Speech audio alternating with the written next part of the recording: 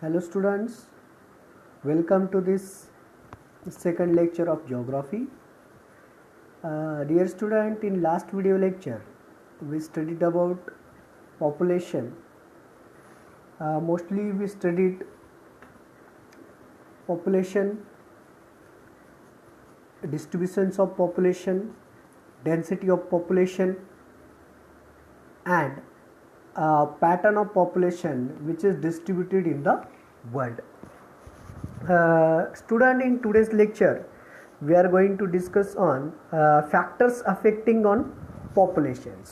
So there are two important factors such as geographical factors and human factors. Those are affecting to the population distributions. विद्यार्थी मित्रांनो, मागच्या video लेक्चरमध्ये आपण लोकसंख्येबद्दलची माहिती बघितली. लोकसंख्या म्हणजे काय, लोकसंख्येचं जागतिक वितरण आणि लोकसंख्येची वितरणाची रचना बघितली. तसेच लोकसंख्येची घनता या घटकांचा देखील आपण अभ्यास केला. आजच्या व्हिडिओ लेक्चरमध्ये आपण लोकसंख्येच्या वितरणावर परिणाम करणारे घटक आहेत त्यांचा आपण अभ्यास करणार आहोत. लोकसंख्येच्या वितरणावर परिणाम करणारे जे महत्त्वाचे घटक आहेत त्याच्यामध्ये प्रामुख्याने भौगोलिक घटक आहेत आणि मानवी घटक आहेत. आज आपण त्यांचा अभ्यास करणार आहोत. So let's start first of all geographical factors affecting population distributions. Students, there are some physical and human factors affecting to the distributions of the populations. Look at the chart which is given here. First important fact is that the physical or human factors. In second one, high density and low density. You have to just complete this chart like first one is given. In first chart physical factors is relief, high density mostly the flat lowland, for example the Ganga's plain. Then low density such as mountainous areas, best example is given here, Himalayas. Now next important physical factor is climate. How does the climate affected on the high density and low density? You have to just write down in the chart. Third important is that availability of the resources. With the help of the availability of resource, how does the high density of the population and the low density of the populations which accumulated just complete in the chart. Fourth important fact is that the economical fact. High density mostly occupied by the business and the financial centers. For example, the best example is the Tokyo. And low density which accumulated by the low economic growth, for example Louisiana. Fifth one is that social factors, it is human factors.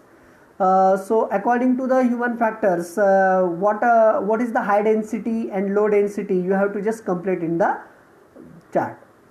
Next one, government policies, high density and low density. What is the actual government policy it is regarding this point, you have to just complete it. Next one is that cultural. Cultural, it is also human factors. Cultural the things mostly accumulated by the high density and the low density. What is the actual things, you have to just complete. विद्यार्थी मित्रांनो, लोकसंख्येच्या वितरणावर परिणाम करणारे काही प्राकृतिक व मानवी घटक हे प्रामुख्याने परिणाम करतात. जसं की आकृती 1.3 मध्ये दिलेले आहेत. तुम्हाला ही आकृती पूर्ण करायची आहे. याच्यामध्ये प्राकृतिक घटक व मानवी घटक दिलेले आहेत. त्याच्यामध्ये प्राकृतिक घटक, मानवी घटक, जास्त घनता आणि कमी घनता यांचा काय परिणाम होतो हे मोस्टली तुम्हाला ओळखायचं आहे आणि तो जो तक्ता दिलेला आहे तो पूर्ण करायचा आहे. यामध्ये पहिलं जसं लिहिलेलं आहे की प्राकृतिक घटक व मानवी घटक. पहिला आहे उंच सखलपणा. हा एक महत्त्वाचा प्राकृतिक घटक आहे. याच्यामध्ये जास्त घनता जी असते ते ती सखल आणि मैदानी प्रदेशात असते. उदाहरणार्थ गंगेचं विस्तीर्ण मैदान. आणि कमी घनता जी असते ती पर्वतीय भूमी किंवा हिमालय पर्वत हे त्याचं उत्तम उदाहरण दिलेलं आहे. दुसरा महत्त्वाचा प्राकृतिक घटक जो दिलेला आहे तो म्हणजे हवामान. हवामानामध्ये जास्त घनता असणारे प्रदेश तुम्हाला ओळखायचे आहे आणि कमी घनता असणारे प्रदेश देखील तुम्हाला ओळखायचे आहे आणि ते तिथे लिहायचे आहे आणि तो तक्ता पूर्ण करायचा आहे. तिसरा महत्त्वाचा घटक आहे साधन संपत्तीची उपलब्धता. इथे पण तुम्हाला तसंच करायचं आहे. जास्त घनतेचा प्रदेश आणि कमी घनतेचा प्रदेश तुम्हाला तिथे लिहायचा आहे. चौथा दिलेला आहे आर्थिक घटक. आर्थिक घटक जो आहे तो मानवी घटक आहे. जसं की त्याच्यामध्ये दिलेलं आहे की जास्त घनता ही प्रामुख्याने व्यापारी आणि आर्थिक केंद्र असणाऱ्या ठिकाणी जास्त असते. उदाहरणार्थ जपानमधील टोकियो हे महत्त्वाचं शहर. आणि दुसरं जे दिलेलं आहे ते म्हणजे कमी घनता. लोकसंख्येची आर्थिक घनता जी असते, आर्थिक वृद्धी जिथे कमी असते तिथे कमी आर्थिक वृद्धी होते. उदाहरणार्थ लुझियाना हा जो देश आहे तिथे कमी घनता प्रामुख्याने आढळते. पुढचा महत्त्वाचा घटक आहे तो म्हणजे सामाजिक घटक. हा एक मानवी घटक आहे. याच्यामध्ये कोणत्या प्रदेशात जास्त घनता असते आणि कोणत्या प्रदेशात कमी घनता असते हे तुम्हाला आता ओळखायचं आहे. पुढचं आहे सरकारी धोरणे. हा देखील एक महत्त्वाचा मानवी घटक आहे आणि यामध्ये प्रामुख्याने जास्त घनता कुठे असते, कमी घनता कुठे असते हे तुम्हाला ओळखून लिहायचं आहे. शेवटचा आणि 7वा महत्त्वाचा घटक आहे तो म्हणजे कल्चरल म्हणजे सांस्कृतिक घटक. सांस्कृतिक याच्यामध्ये जास्त घनता कुठे असते, कमी घनता कुठे असते हे तुम्हाला लिहायचं आहे. Next one, let's detail study about the physical factors. First one is that the relief or landforms.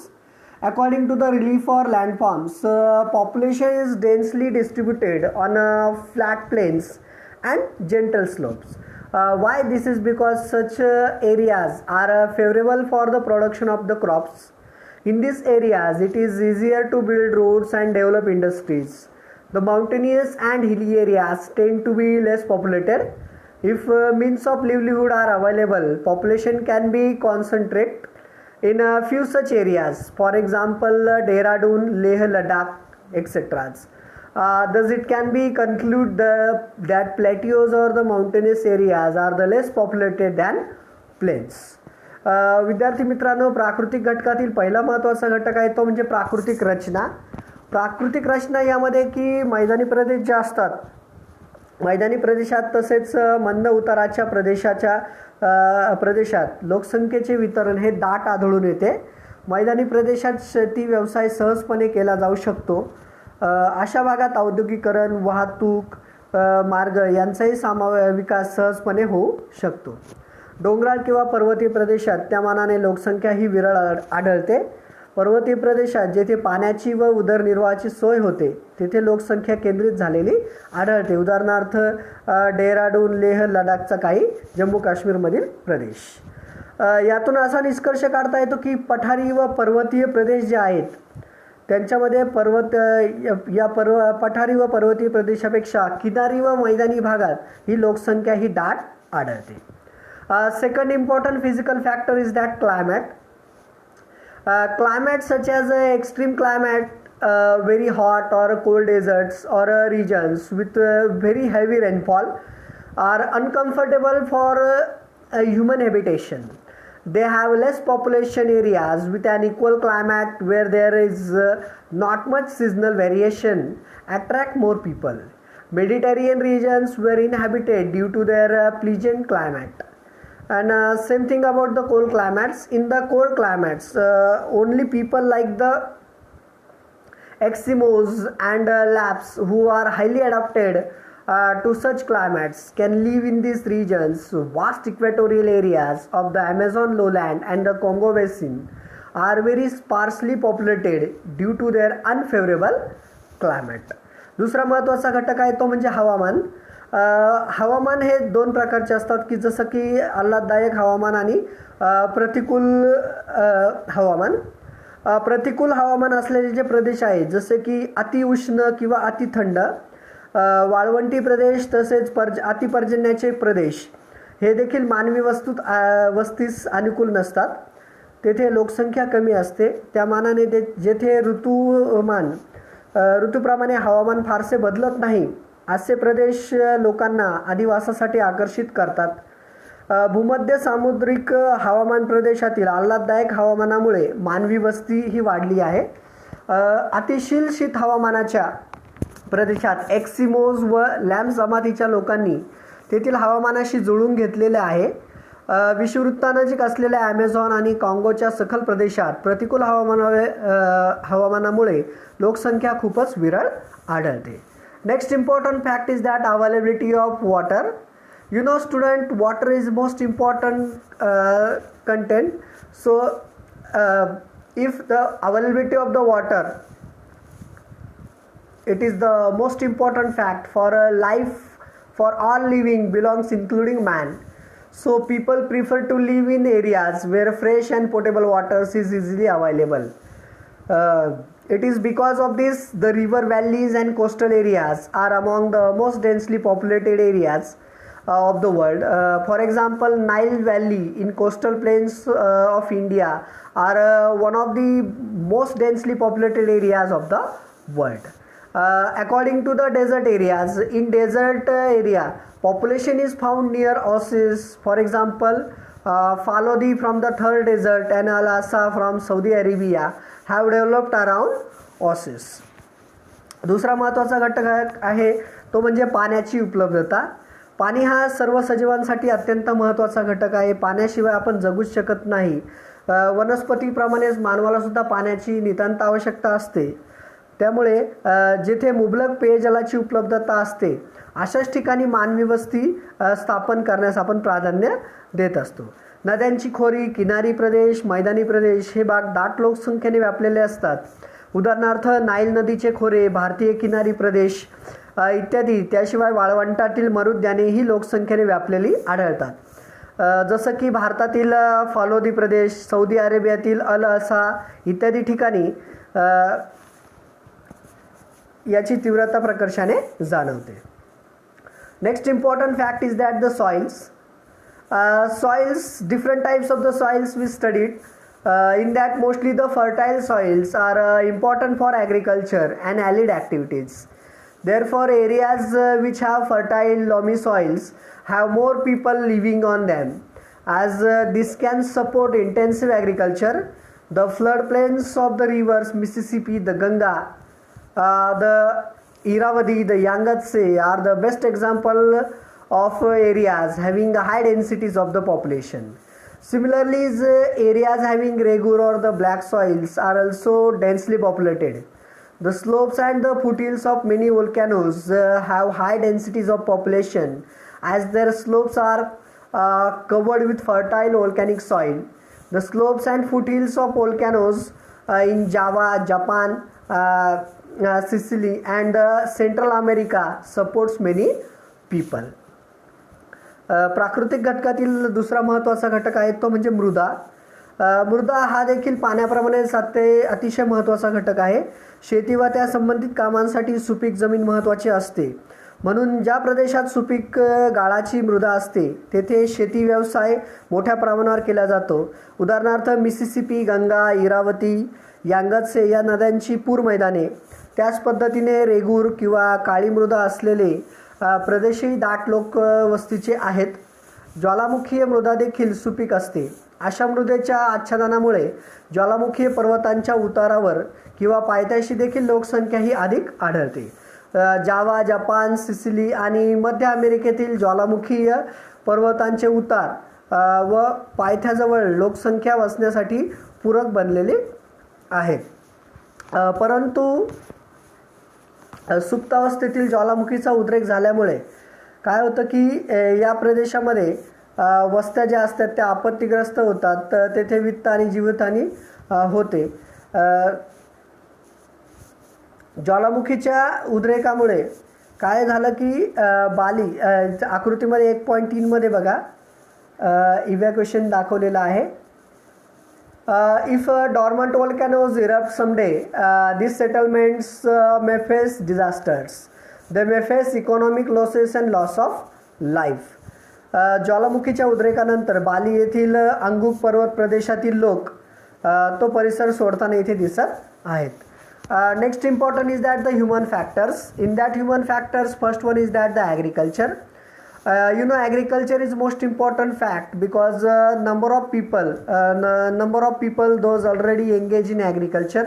In India, near about 68% of population is directly and indirectly engaged in the agricultural sectors. So that's why agriculture it has its own importance. Increase in agriculture production due to use of fertilizers and irrigation make it possible to support more population. Type of agriculture, cross grown, method of cultivation and specialization of particular crops are other characteristics of agriculture that affect the distributions of population. आता आपण मानवी घटकांचा अभ्यास करणार आहोत. लोकसंख्येच्या वितरणावर परिणाम करणारे काही मानवी घटक आहेत. त्यामधील पहिला महत्त्वाचा घटक आहे तो म्हणजे शेती. विद्यार्थी मित्रांनो, शेतीला आपल्या जीवनामध्ये अनन्यसाधारण असं महत्त्व आहे. भारतामध्ये जवळपास 68% लोकसंख्या ही प्रत्यक्षरित्या लोकसंख्या ही शेतीवरती अवलंबून आहे. म्हणून शेतीला अतिशय महत्त्व प्राप्त झालेलं आहे. खतं व जलसिंचन यांचा वापर केल्याने शेतीच्या उत्पादनात वाढ होते. त्यावर अधिक लोकसंख्या पोचली जाऊ शकते. शेतीचे प्रकार, पीक पद्धत, लागवडीची पद्धत आणि वैशिष्ट्यपूर्ण पीक पद्धत या शेतीतील वैशिष्ट्यांमुळे लोकसंख्या वितरणावर त्याचा परिणाम हा होत असतो. After agriculture, second important fact is that the mining. Mining is also affected to the population because areas with good quality mineral deposits attract industries. Mining and industrial activities generate employment. So skilled and semi-skilled workers move to these areas and make them densely populated. For example, Katanga copper belt in Zambia, the Chota Nagpur plateau in India, coal and iron fields of Western Europe, the Manchurian region of China and the Appalachian mountains of USA are the best examples where population is dense due to availability of minerals.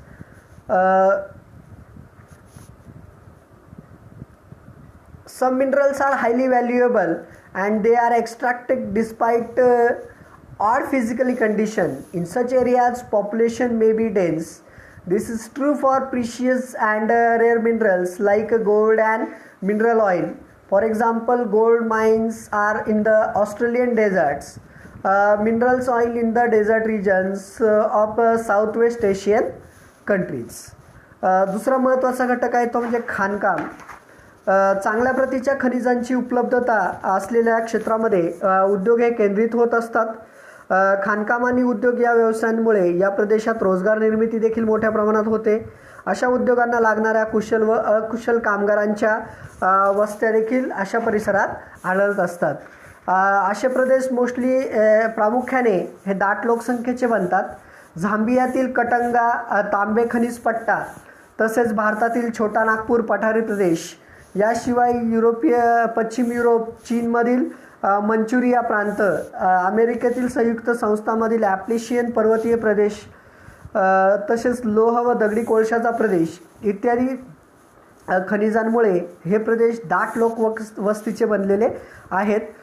काही खनिजांचे मूल्य एवढे जास्त असते की विषम नैसर्गिक परिस्थिती असताना देखील या प्रदेशात खनिजांचे उत्पादन घेतले जाते.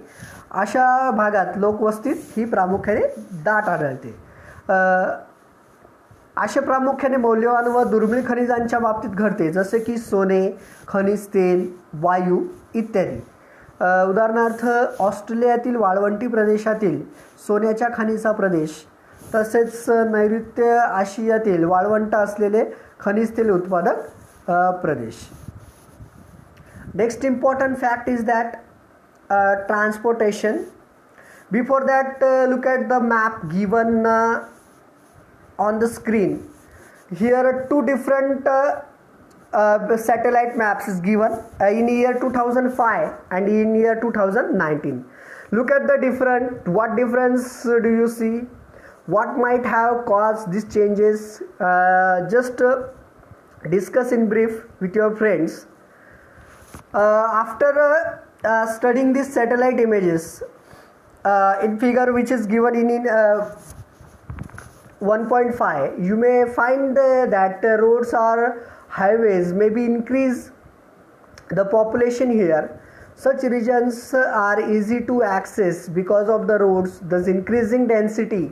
On the contrary, if accessibility is difficult, it takes more time and it costlier to reach there. Then the region is partially populated. In the above chart, figure clearly shown that the population density has increased as the highway passes through these areas. Next one, sea transport lead to the discovery of new places. Port cities got developed. The population grew. there due to trade. For example, the construction of the Suez Canal increased the exchange of the raw material and the goods. Therefore, the population appears to be concentrated in coastal regions, western and eastern coastal regions of India. The western and eastern coastal regions of the United States are the best example of transportations. विद्यार्थी मित्रांनो, लोकसंख्येच्या वितरणावर परिणाम करणारा दुसरा महत्त्वाचा घटक आहे तो म्हणजे वाहतूक. समोर दिलेल्या आकृतीमध्ये बघा, इथे उपग्रही प्रतिमा दिलेल्या आहेत. या प्रतिमा एकाच प्रदेशाच्या परंतु दोन भिन्न कालावधीमध्ये दिलेल्या आहेत. एक जी आहे पहिली ती 2005 मधली आहे आणि दुसरी जी आहे ब ती 2019 मधली आहे. याच्यामधला जर अभ्यास केला तर तुम्हाला प्रश्न पडतील की या दोन प्रतिमांमध्ये कोणकोणत्या बाबीत फरक जाणवतो हे तुम्हाला लिहायचं आहे. आणि दुसरं असं की हा फरक कशामुळे झाला असेल याची तुम्हाला तुमच्या मित्रासोबत चर्चा करायची आहे आणि त्याबद्दल सविस्तर माहिती लिहायची आहे. याचा पूर्ण अभ्यास केल्यानंतर उपग्रही प्रतिमांचा अभ्यास केल्यावर तुमच्या असं लक्षात येईल की रस्ते आणि महामार्गामुळे एखाद्या क्षेत्राच्या लोकसंख्येमध्ये प्रचंड प्रमाणात वाढ होते. वाहतूक आणि महामार्गांमुळे अशा प्रदेशांमुळे जाण्या येण्यास सुलभता असते, त्यामुळे लोकसंख्येची घनता देखील वाढते. याउलट जर जाण्या येण्यास कष्ट, वेळ व पैसा अधिक लागत असेल तर अशा प्रदेशात लोकसंख्येची घनता देखील कमी असते. दिलेल्या आकृतीवरून असे स्पष्ट होते की या प्रदेशातून जर महामार्ग जात असेल तर लोकसंख्येच्या घनतेतही वाढ झालेली दिसते. सागरी वाहतुकीमुळे देखील नवनवीन भूमींचा शोध लागला. बंदरांचा विकास होऊन व्यापारास चालना मिळाली. तेथे लोकसंख्या वाढली. सुएझ कालव्याच्या बांधकामामुळे कच्च्या मालाची आणि उत्पादित वस्तूंची देवाणघेवाण देखील किफायतशीर झाली. सागरी वाहतुकीमुळे किनारी प्रदेशात लोकसंख्या एकवटलेली दिसते. भारताचे पूर्व आणि पश्चिम किनारी प्रदेश तसेच अमेरिकेच्या संयुक्त संस्थानांचा पूर्व आणि पश्चिम किनारी प्रदेश याची उत्तम उदाहरणे आहेत. Next important fact is that the urbanizations. According to the urbanization, the growth of industries is responsible for the development of towns and cities. Tertiary activities like transportation, trade and other services also increase in order to cater to the needs of the growing urban population. Cities offer better employment opportunities, educational and medical facilities, better means of transport and communication. In many areas of the world, a continuous urban belt is found. For example, Greater Mumbai. लोकसंख्येच्या वितरणावर दुसरा महत्त्वाचा घटक आहे तो म्हणजे नागरीकरण. उद्योगधंद्यांच्या विकासामुळे छोटी मोठी शहरे विकसित होतात. वाढत्या लोकसंख्येच्या गरजा भागवण्यासाठी वाहतूक, व्यापार व इतर सेवा देणाऱ्या तृतीयक व्यवसायांमध्ये देखील वाढ होते. नगरांमध्ये असणाऱ्या रोजगाराच्या संधी, चांगली वाहतूक व्यवस्था, शिक्षण व आरोग्याच्या दर्जेदार सोयी यामुळे जगातील अनेक प्रदेशात नागरी वस्त्यांचे सलग पट्टे आढळतात. उदाहरणार्थ मुंबई शहर. लोकसंख्येच्या वितरणावर पुढचा पाचवा महत्त्वाचा घटक परिणाम करतो तो म्हणजे political factors and government polities. According to this fact, all the above factors, the policies of the various governments also affect population distributions and density. A government may choose to promote population in an area or depopulated it. For example, the government promoted human settlement in parts of the Siberia by giving more opportunities and special incentives. For example, in Japan, what happened? Number of people, the government is giving incentive to people to leave Tokyo. Why? Because 1/3 of Japan mostly live in Tokyo. That's why. Beside these factors, other factors like distance from the sea coast, accessibility, natural harbors, sources of energy, navigable rivers or canals, cultural factors, migration, economic activities, technology, etc. affect distributions of populations in the world. Adverse physical condition and the lack of sufficient opportunities for means of livelihood are mainly responsible for discouraging habitations in certain areas. लोकसंख्येच्या वितरणावर परिणाम करणारा दुसरा महत्त्वाचा घटक आहे तो म्हणजे राजकीय घटक किंवा शासकीय धोरणे. वरील सर्व जे काही घटक आहेत जसे की मृदा, पाण्याची उपलब्धता, वाहतूक, नागरीकरण, यामध्ये जसं विविध धोरणांचा परिणाम हा लोकसंख्येचे वितरण व घनतेवर देखील होतो. शासनाच्या धोरणामुळे एखाद्या प्रदेशात लोकसंख्येचे केंद्रीकरण किंवा विकेंद्रीकरण होत असते. उदाहरणार्थ सायबेरिया या अतिविषम हवामानाच्या प्रदेशात स्थलांतरित होणाऱ्या नागरिकांना शासनाने विशेष भत्ते व इतर जीवनावश्यक सुविधा देऊ केल्याने रशियाच्या या भागात आता लोकसंख्येचे स्थलांतर होताना दिसते. जपानच्या लोकसंख्येपैकी 1/3 लोक हे देशातील टोकियो शहरात राहतात. त्यामुळे तेथील सरकारने असं जाहीर केलं आहे की जे लोक टोकियो शहर सोडतील त्यांना प्रोत्साहनपर पैसे दिले जातील. त्याशिवायच प्रदेशाचे समुद्र किनाऱ्यापासून अंतर, सुगमता, नैसर्गिक बंदरे, ऊर्जा स्रोत, जलवाहतुकीस उपयुक्त नद्या, कालवे, सांस्कृतिक घटक, स्थलांतर, आर्थिक क्रिया, तंत्रज्ञान हे घटक देखील लोकसंख्येच्या वितरणावर परिणाम करतात. प्रतिकूल परिस्थिती, प्राकृतिक परिस्थिती आणि उपजीविकेच्या साधनांचा अभाव हे काही घटक प्रदेशाच्या लोकसंख्येच्या केंद्रीकरणास देखील अडसर ठरतात. So students, in today's lecture we studied factors affecting on populations. We studied physical factors and human factors. Next lecture we will study more about population, components of population change and population growth. Thank you.